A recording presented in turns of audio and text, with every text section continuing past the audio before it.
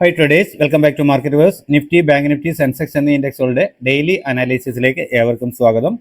പതിവ് പോലെ ഇന്നും നിഫ്റ്റി എങ്ങനെ ട്രേഡ് ചെയ്യാൻ കഴിഞ്ഞു എന്ന് പരിശോധിക്കാം. ആദ്യം 2/5/2025 വെള്ളിയാഴ്ച 24,313 എന്ന ലെവലിൽ ക്ലോസ് ചെയ്തിരുന്ന നിഫ്റ്റി ഇന്ന് ഓപ്പൺ ആയത് 24,419 എന്ന ലെവലിലാണ്. അതായത് ഏതാണ്ട് 106 പോയിന്റിൻ്റെ ഗ്യാപ്പ് അപ്പ് ആയിട്ടാണ് ചാർട്ട് പ്രകാരം പരിശോധിക്കുമ്പോൾ നിഫ്റ്റി ഓപ്പൺ ആയത്.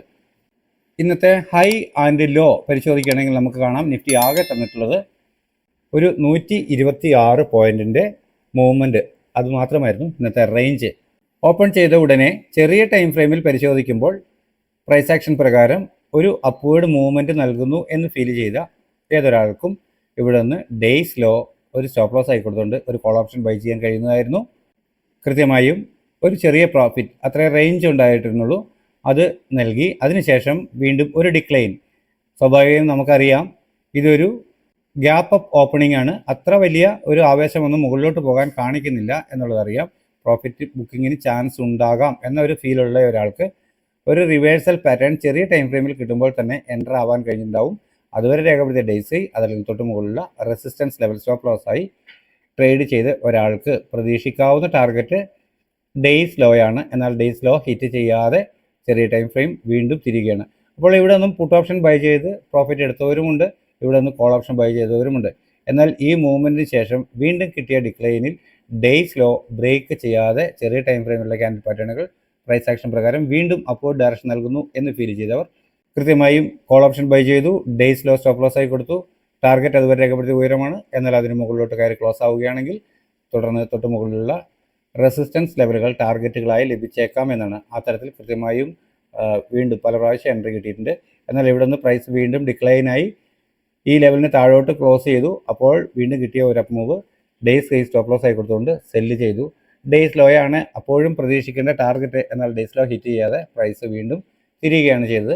ഈ ഏരിയയിൽ സാമാന്യം നന്നായി കൺസോൾഡേറ്റ് ചെയ്തു. ഇതെല്ലാം ട്രേഡബിൾ തന്നെയാണ്, എന്നാൽ അത് വ്യക്തമായി അറിഞ്ഞിരിക്കണം. ഇത് എന്നെ സംബന്ധിച്ച് ട്രേഡബിൾ ആണ് എന്നാണ് ഞാൻ പറയുന്നത്. എല്ലാവർക്കും ഇത് സാധിക്കുമെന്ന് പറയാൻ പറ്റില്ല. എക്സ്പീരിയൻസിനും അതുപോലെ തന്നെ ഈ മേഖലയിലുള്ള ഒരു പ്രാവീണ്യത്തിനും അനുസരിച്ച് മാത്രം ആണ് ഇത് ട്രേഡബിൾ ആകുന്നത്. അപ്പോൾ ഇത്രയുമാണ് ഇന്ന് ലഭ്യമായ ട്രേഡിംഗ് അവസരങ്ങൾ. ഇന്ന് ലഭിച്ച ഈ പ്രൈസ് ലെവലുകളെ അടിസ്ഥാനപ്പെടുത്തിക്കൊണ്ട് അടുത്ത ദിവസത്തേന് നാളത്തേന് വേണ്ടി നമ്മുടെ ട്രേഡിംഗ് പ്ലാൻ എന്തായിരിക്കും എന്ന് പരിശോധിക്കാം. 24,452 എന്ന ലെവലാണ് ആദ്യമായി ലഭിക്കാവുന്ന ഒരു പ്രധാന സപ്പോർട്ട് എന്ന രീതിയിൽ ഞാൻ രേഖപ്പെടുത്തിയിട്ടുള്ളത്. തൊട്ട് താഴെ 24,414 എന്ന് പറയുന്ന മൈനർ സപ്പോർട്ടും രേഖപ്പെടുത്തിയിരിക്കുന്നു. എന്നാൽ 24,643 ഒരു പ്രധാന റെസിസ്റ്റൻസ് ആയി ഞാൻ മാർക്ക് ചെയ്തിട്ടുള്ളത്. അതിനിടയിൽ മൈനർ റെസിസ്റ്റൻസുകളായി 505, 24,560, 590 എന്നിങ്ങനെയുള്ള ലെവലുകൾ രേഖപ്പെടുത്തിയിരിക്കുന്നു. ഒരു ഫ്ലാറ്റ് ഓപ്പണിങ്ങിന് ശേഷം ചെറിയ ടൈം ഫ്രെയിമിലുള്ള ക്യാൻഡിൽ പാറ്റേണുകൾ പ്രൈസ് ആക്ഷൻ പ്രകാരം അപ്വേർഡ് ഡയറക്ഷൻ നൽകുന്നു എന്ന് ഫീൽ ചെയ്താൽ അതുവരെ രേഖപ്പെടുത്തിയ ഡേയ്സ് ലോ അതല്ലെങ്കിൽ തൊട്ട് താഴെയുള്ള മൈനർ സപ്പോർട്ട് സ്ട്രിക്റ്റ് ആയ സ്റ്റോപ്പ് ലോസ് ആയി കണക്കാക്കി അപ്വേർഡ് ഡയറക്ഷനിലേക്ക് ട്രേഡ് ചെയ്യാം. ആദ്യം ലഭിക്കേണ്ടുന്ന ടാർഗറ്റ് ഈ ലെവലാണ്. ഈ ലെവലിന് മുകളിൽ ഒരു 15 മിനിറ്റ് ക്യാൻ ക്ലോസ് ആവുകയാണെങ്കിൽ മാത്രം വീണ്ടും ഒരു ഡിക്ലൈൻ കിട്ടുമ്പോൾ അതുവരെ രേഖപ്പെടുത്തിയ ഡേയ്സ് ലോ ഡൗൺ സൈഡിലോട്ട് ബ്രേക്ക് ചെയ്യാതിരിക്കുകയും ചെറിയ ടൈം ഫ്രെയിമിലുള്ള ക്യാൻഡിൽ പാറ്റേണുകൾ പ്രൈസ് ആക്ഷൻ പ്രകാരം അപ്വേർഡ് ഡയറക്ഷൻ നൽകുകയും ചെയ്താൽ വീണ്ടും കോൾ ഓപ്ഷൻ തന്നെ ബൈ ചെയ്യാൻ കഴിയും. ഡേയ്സ് ലോ ആയിരിക്കും അപ്പോഴത്തെ സ്ട്രിക്റ്റ് ആയ സ്റ്റോപ്പ് ലോസ് ലെവൽ.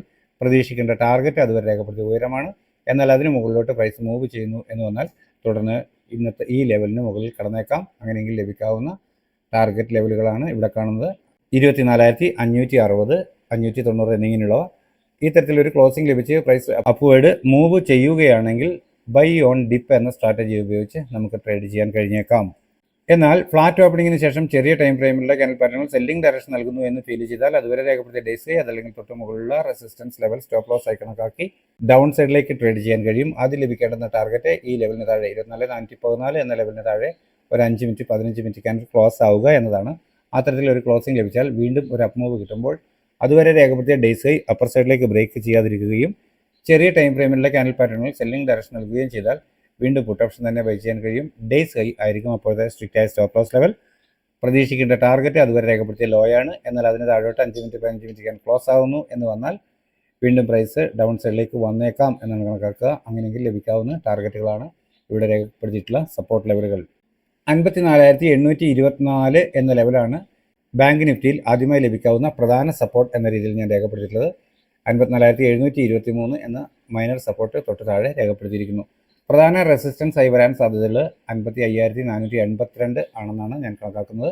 അതിനിടയിൽ മൈനർ റെസിസ്റ്റൻസുകളായി 180, 55,180, 55,349 എന്നിങ്ങനെയുള്ള ലെവലുകളും രേഖപ്പെടുത്തിയിരിക്കുന്നു. ഒരു ഫ്ലാറ്റ് ഓപ്പണിങ്ങിന് ശേഷം ചെറിയ ടൈം ഫ്രെയിമിലെ ക്യാൻഡിൽ പാറ്റേണുകൾ പ്രൈസ് ആക്ഷൻ പ്രകാരം അപ്വേർഡ് ഡയറക്ഷൻ നൽകുന്നു എന്ന് ഫീൽ ചെയ്താൽ അതുവരെ രേഖപ്പെടുത്തിയ ഡേയ്സ് ലോ അതല്ലെങ്കിൽ തൊട്ട് താഴെയുള്ള മൈനർ സപ്പോർട്ട് സ്ട്രിക്റ്റ് ആയ സ്റ്റോപ്പ് ലോസ് ആയി കണക്കാക്കി അപ്വേർഡ് ഡയറക്ഷനിലേക്ക് ട്രേഡ് ചെയ്യാൻ കഴിയും. പ്രതീക്ഷിക്കേണ്ട ആദ്യത്തെ ടാർഗറ്റ് 55,180 എന്ന ലെവലിന് മുകളിൽ ഒരു 15 മിനിറ്റ് ക്യാൻഡിൽ ക്ലോസ് ആവുക എന്നതാണ്. അത്തരത്തിലൊരു ക്ലോസിംഗ് ലഭിച്ചാൽ വീണ്ടും ഒരു ഡിക്ലൈൻ കിട്ടുമ്പോൾ അതുവരെ രേഖപ്പെടുത്തിയ ഡേയ്സ് ലോ ഡൗൺ സൈഡിലേക്ക് ബ്രേക്ക് ചെയ്യാതിരിക്കുകയും ചെറിയ ടൈം ഫ്രെയിമിലെ ക്യാൻഡിൽ പാറ്റേണുകൾ പ്രൈസ് ആക്ഷൻ പ്രകാരം അപ്വേർഡ് ഡയറക്ഷൻ നൽകുകയും ചെയ്താൽ വീണ്ടും കോൾ ഓപ്ഷൻ തന്നെ ബൈ ചെയ്യാൻ കഴിയും. ഡേയ്സ് ലോ ആയിരിക്കും അപ്പോഴത്തെ സ്ട്രിക്റ്റ് ആയ സ്റ്റോപ്പ് ലോസ് ലെവൽ. പ്രതീക്ഷിക്കേണ്ട ടാർഗറ്റ് അതുവരെ രേഖപ്പെടുത്തിയ ഉയരമാണ്. എന്നാൽ അതിന് മുകളിലോട്ട് 5 മിനിറ്റ് 15 മിനിറ്റ് ക്യാൻഡിൽ വീണ്ടും ക്ലോസ് ആവുന്നു എന്ന് വന്നാൽ തുടർന്ന് മുകളിൽ രേഖപ്പെടുത്തിയ ടാർഗറ്റുകൾ ലഭിച്ചേക്കാം എന്ന് കണക്കാക്കുന്നു. എന്നാൽ ഫ്ലാറ്റ് ഓപ്പണിങ്ങിന് ശേഷം ചെറിയ ടൈം ഫ്രെയിമിലുള്ള ക്യാൻഡിൽ പാറ്റേണുകൾ സെല്ലിംഗ് ഡയറക്ഷൻ നൽകുന്നു എന്ന് വന്നാൽ അതുവരെ രേഖപ്പെടുത്തിയ ഡേയ്സ് അതല്ലെങ്കിൽ തൊട്ട് മുകളിലുള്ള റെസിസ്റ്റൻസ് ലെവൽ പ്രധാന സ്റ്റോപ്പ് ലോസ് ആയി കണക്കാക്കി ഡൗൺ സൈഡിലേക്ക് ട്രേഡ് ചെയ്യാം. ആദ്യം ലഭിക്കേണ്ട ടാർഗറ്റ് ഈ ലെവലിന് താഴെ 723 എന്ന ലെവലിന് താഴെ ഒരു 15 മിനിറ്റ് ക്യാൻഡിൽ ക്ലോസ് ആവുക എന്നത് തന്നെയാണ്. അത്തരത്തിലൊരു ക്ലോസിംഗ് ലഭിച്ചാൽ വീണ്ടും ഒരു അപ്പ് മൂവ് കിട്ടുമ്പോൾ അതുവരെ രേഖപ്പെടുത്തിയ ഡേയ്സ് ഹൈ അപ്പർ സൈഡിലേക്ക് ബ്രേക്ക് ചെയ്യാതിരിക്കുകയും ചെറിയ ടൈം ഫ്രെയിമിലെ ക്യാൻഡിൽ പാറ്റേണിൽ സെല്ലിംഗ് ഡയറക്ഷൻ നൽകുകയും ചെയ്താൽ വീണ്ടും പുട്ട് ഓപ്ഷൻ തന്നെ ബൈ ചെയ്യാൻ കഴിയും. ഡേയ്സ് ഹൈ ആയിരിക്കും അപ്പോഴത്തെ സ്ട്രിക്റ്റ് ആയ സ്റ്റോപ്പ് ലോസ് ലെവൽ. പ്രതീക്ഷിക്കേണ്ട ടാർഗറ്റ് അതുവരെ രേഖപ്പെടുത്തിയ ലോ ആണ്. എന്നാൽ അതിന് താഴോട്ട് പ്രൈസ് മൂവ് ചെയ്യുന്നു എന്ന് വന്നാൽ തുടർന്ന് ഈ ലെവൽ ബ്രേക്ക് ചെയ്തേക്കാം. 54,531. അതിന് താഴെ ഒരു ക്ലോസിംഗ് ലഭിക്കുകയാണെങ്കിൽ തുടർന്ന് അല്പം കൂടി പ്രൈസ് വീക്കാകാം. അങ്ങനെയെങ്കിൽ ലഭിക്കാവുന്ന ടാർഗറ്റ് ലെവലുകളാണ് ഇവിടെ സപ്പോർട്ട് ലെവലുകളായി രേഖപ്പെടുത്തിയിട്ടുള്ളത്. നിങ്ങൾക്ക് കാണാമെന്നാണ് കരുതുന്നത്. 80,788 എന്ന ലെവലാണ് സെൻസെക്സിൽ ആദ്യമായി ലഭിക്കാവുന്ന ഒരു പ്രധാന സപ്പോർട്ട് എന്ന രീതിയിൽ രേഖപ്പെടുത്തിയിട്ടുള്ളത്. തൊട്ട് താഴെയായി 80,656 എന്ന മൈനർ സപ്പോർട്ടും രേഖപ്പെടുത്തിയിരിക്കുന്നു. എന്നാൽ പ്രധാന റെസിസ്റ്റൻസായി ഞാൻ രേഖപ്പെടുത്തിയിട്ടുള്ളത് 81,663 തന്നെയാണ്. അതിനിടയിൽ 81,053, 81,178, 287 എന്നിങ്ങനെയുള്ള മൈനർ റെസിസ്റ്റൻസുകളും രേഖപ്പെടുത്തിയിരിക്കുന്നു. ഫ്ലാറ്റ് ഓപ്പണിങ്ങിന് ശേഷം ചെറിയ ടൈം ഫ്രെയിമിലുള്ള ക്യാൻഡിൽ പാറ്റേണുകൾ പ്രൈസ് ആക്ഷൻ പ്രകാരം അപ്വേർഡ് ഡയറക്ഷൻ നൽകുന്നു എന്ന് ഫീൽ ചെയ്താൽ അതുവരെ രേഖപ്പെടുത്തിയ ഡേയ്സ് ലോ അതല്ലെങ്കിൽ തൊട്ട് താഴെയുള്ള മൈനർ സപ്പോർട്ട് സ്ട്രിക്റ്റ് ആയ സ്റ്റോപ്പ് ലോസ് ആയി കണക്കാക്കി അപ്വേർഡ് ഡയറക്ഷനിലേക്ക് ട്രേഡ് ചെയ്യും. പ്രതീക്ഷിക്കേണ്ട ആദ്യത്തെ ടാർഗറ്റ് ഇന്നത്തെ ഉയരമായ 81,053 എന്ന ലെവൽ തന്നെയാണ്.